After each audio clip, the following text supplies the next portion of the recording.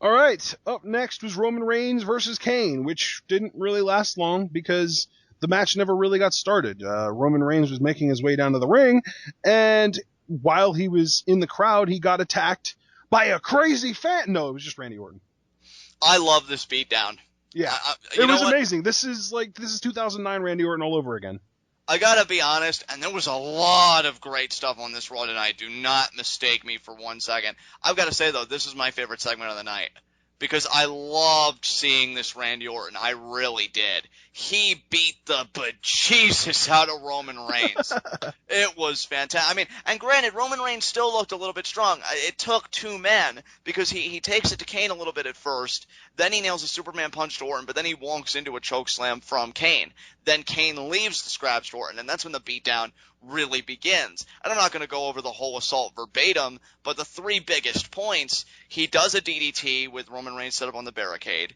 He does, utilize the steel steps, slamming Roman Reigns' face into them, all the while really showing how much the championship meant to him, saying, "You cost me my title shot! You cost me my title shot! I'll show you what happens when people steal from me!" And I loved it, because you know what? Even though he's been at the top a million times, like Cena, it shows that he wants to get there over and over again. It's a sensation that you can't get enough of.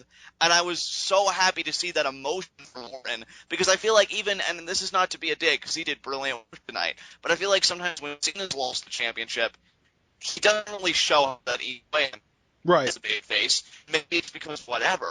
But talking about when it's the WWE World Heavyweight Championship and your profession is a professional wrestler, I mean, that's your life's work. Should be towards that championship. Orton recognizes this, so he beats the crap out of Reigns over it, and then he undoes the announce table, takes all the coverings off of it and everything else, nails one RKO to Reigns. It doesn't break. Orton looking pissed because his spot got ruined, says no, ain't going down like that, gets on the table again, drives him into it again, breaks the table, and then gets in Reigns' face, and he says, "You cost me my title shot. This isn't over. I'm going to show you what happens when people steal from me. Never again, boy." And then it just shows that disparity between the veteran and the white-hot up-and-comer.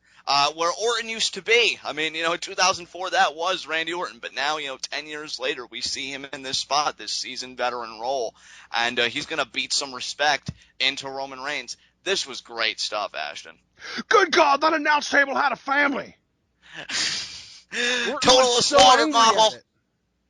Randy Orton was so angry at that announce table. My mind was blown. And infuriated. Good God, it was broken in half. I mean, that look on his face, and I hope this is intensity that just keeps up. I don't know how personal you can make it with Roman Reigns because of his persona and everything else, but I really hope that Randy Orton keeps intensifying his efforts in the coming weeks. I think we're 19 days away from SummerSlam at this point? We're still a little ways away. Well, 19 days away if you count today as Tuesday, yeah. Right.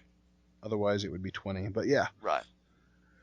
Okay, so the whole Orton-Reigns beatdown, I agree it was awesome. I don't think it was my favorite segment of the night, but that's just because that a certain match happened to be my segment of the night that we haven't talked about yet.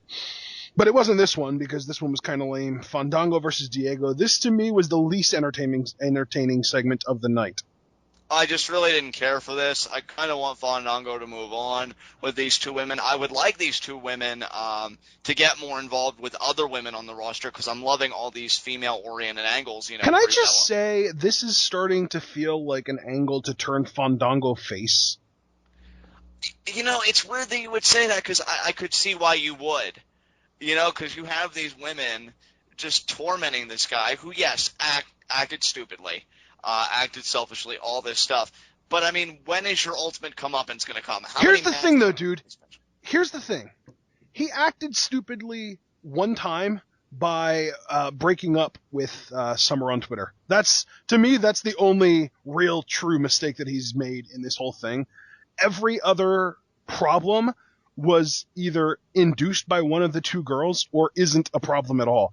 To me, the reason that they resent him now is because the other of them made out with him and he just didn't stop it.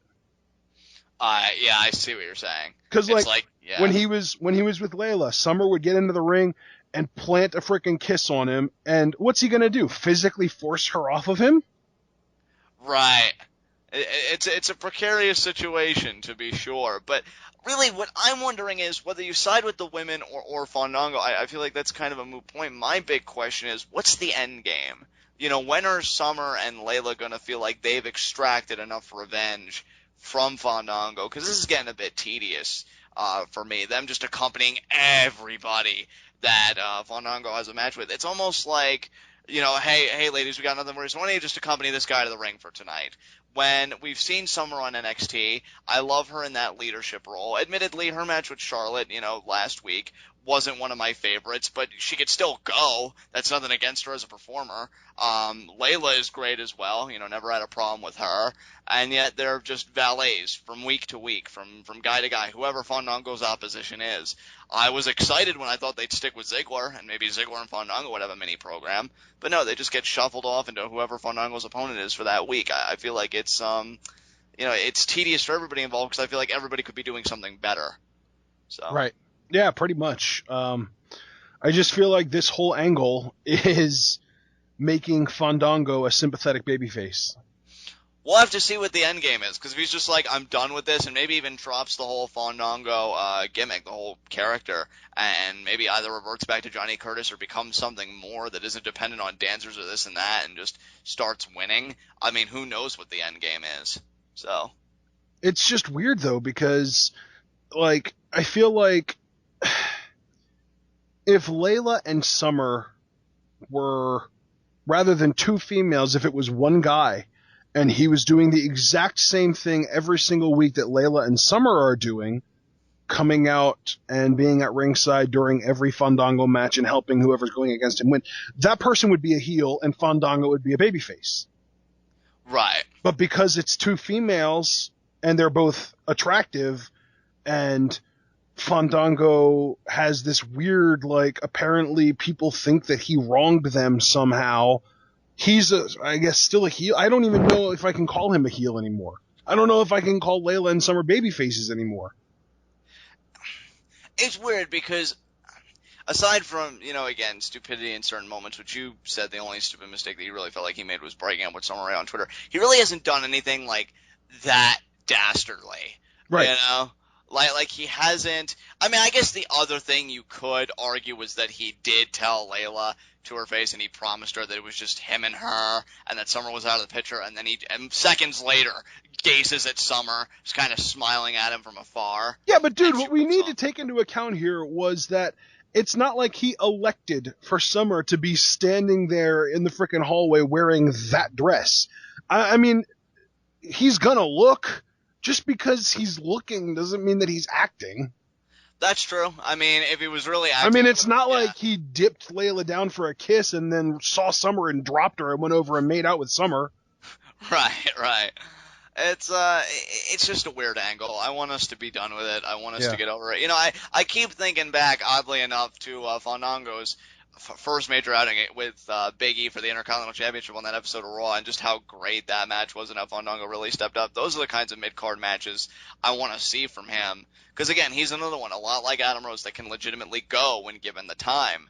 And now he's just made to look like a joke. And I get it. This is supposed to be somewhat of a comedic gimmick. I'm not asking for world championships and WrestleMania main events. I'm just asking for something just a little bit better, something of a little bit more substance. Yeah, I would agree with that. All right, so up next, speaking of divas, we had a tag team divas match. Oh, actually, you know what? Before we talk about that, we had another GoldStar segment.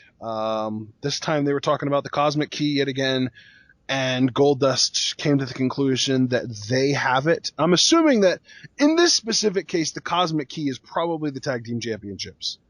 I agree, and I kudos to you for extracting some semblance of sense and just reality out of these promos. Because, I mean, I love Stardust. I do. I love the idea and everything else. But these segments, and I love the first few segments. That's the thing. I would laugh so hard over them. I thought they were great. But man, when they're not mixed in with the right amount of in-ring competition, do they begin to wear on you? Because I am getting bored with these big time. somebody on Reddit said this, and I'm just going to repeat it, so don't get on my case for not taking or for not giving credit for something, because I am. I think, and again, this is somebody on Reddit said this, I'm just agreeing and parroting what they said. I think that Goldust and Stardust shot this entire series of promos on one day, right when probably the day that the first one aired. And they've just been on vacation since then. That's a completely feasible theory at this point. I'd have to believe it, because they haven't had any in-ring presence. I'd almost like to know, because maybe it hasn't been that long, and just the constant fill of segments make it feel that way. But it just feels like quite some time since they've had an in-ring matchup. Yeah. Or even an in-ring segment to show that they're physically there. But, whatever. If it's building up to them competing at SummerSlam, I guess I won't care. Really, the whole Cosmic Heat promo does lend a little bit of credence to the theory that it will be a multi-team title defense for the Usos at SummerSlam. So it'd be nice to see them get in the thick of things. But come on, GoldStar. I really want to like you guys. I do. But I just need to see more of you outside of these promos. Let's see some more interactions, both physically and verbally. Interact with somebody else, not just each other. So. Right. Exactly. Yeah. That's exactly what it comes down to, is just doing something outside of these exact same segments every night. And the thing is, the segments are so stupid, because it's like Cody or Stardust just says things that are true. Like, the sun is the closest star to the earth. Like, we know that. Why are you saying it? What does it have to do with anything? I don't know. Maybe he's just stating these things because he just finds it all so whimsical. I don't know. He's enamored with something, but I can't figure it out. And then Goldust again. Is it just me, or is Stardust basically Willow? Could be. I think he's a better refined version of Willow, because they haven't really gone out and been like, oh, it's Cody Rhodes, and he's actually changed up his moveset, so I do have to give him kudos for that. But other than that, yeah, I mean, could you really tell the difference at this point? Even his promos are almost because that's what Willow did. Willow just said things that were true that had nothing to do with anything. Right. And that's what Stardust is doing now. It's sad.